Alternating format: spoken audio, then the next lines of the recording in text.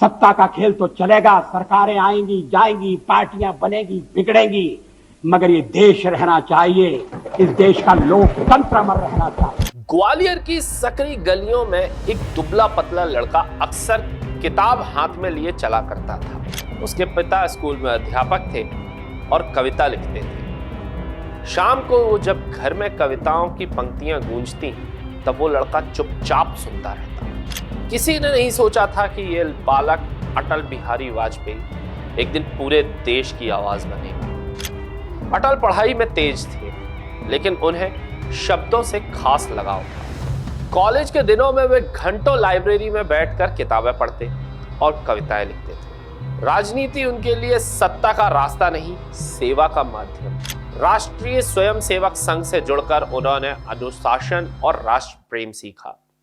यहीं से उनके जीवन की दिशा तय हो गई। 1957 का साल था।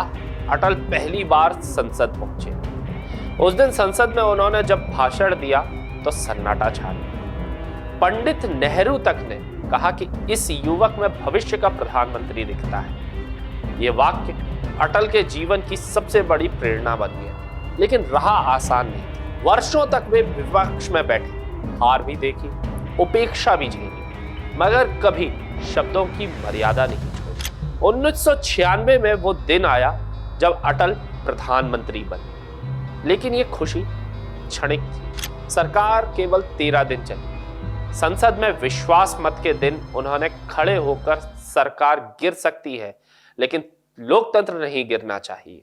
सत्ता का खेल तो चलेगा, सरकारें आएंगी जाएंगी, पार्टियां बनेगी बिगड़ेंगी, मगर ये देश रहना चाहिए, इस देश का लोकतंत्र अमर रहना चाहिए। बताया जब वे प्रधानमंत्री पद से उतरे तब भी चेहरे पर शिकन नहीं थी, बस आंखों में भरोसा था कि समय फिर आएगा। और सचमुच समय लौटा।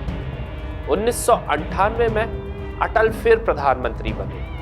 पोखरण में परमाणु परीक्षण हुआ। देश ने आत्मविश्वास महसूस किया, लेकिन राजनीतिक अस्थिरता फिर आ गई। तीसरी बार 1999 में जब जनता ने उन्हें पूरा जनादेश दिया, तब अटल ने सिर्फ सरकार नहीं चलाई, उन्होंने इतिहास रचा।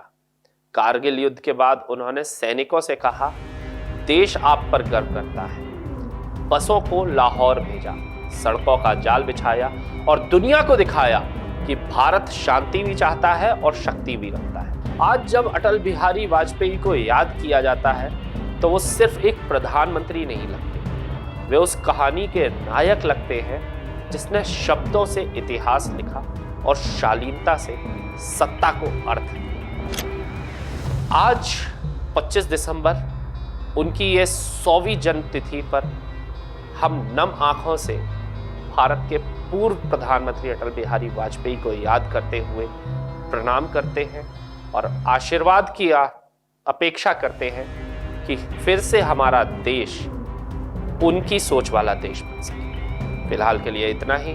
मुझे दीजिए इजाजत। आप जुड़े रहे राजीव टाइम्स के साथ। नमस्कार।